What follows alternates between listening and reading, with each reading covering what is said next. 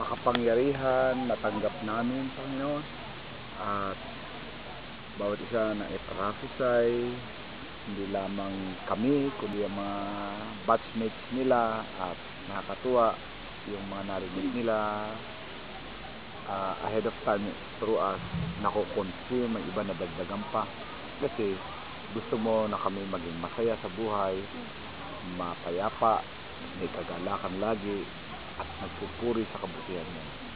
Kaya Lord, salamat sa mga nangyari. At ang iglesia na ito magiging modelo ng paglakad na may takot sa Diyos, at ang kapangyarihan may dadaloy sa kanila. Signs and wonders will manifest all over the place as they will usher people into the kingdom of God. Their heart's desire ay hindi maging famous o hindi lumaki yung church dahil para makilala sila. Their heart's desire is to just honor you and share your goodness. So dinideclare ako, mas matindi ang gagawin ng mga kabataang ito for your glory and honor.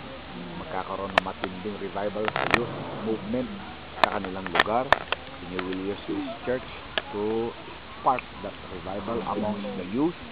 Magkakaroon sila ng mime ministry, pageantry, dance, iba-ibang klaseng mga gimmicks daw pang mga kabataan. Mangyayari yan dahil that's your call as a church to reach out to the youth.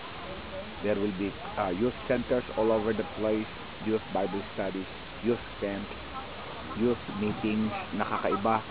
Lagi may fresh word from the Lord, hindi nangungopya ng ginagawa ng mga kakaiba.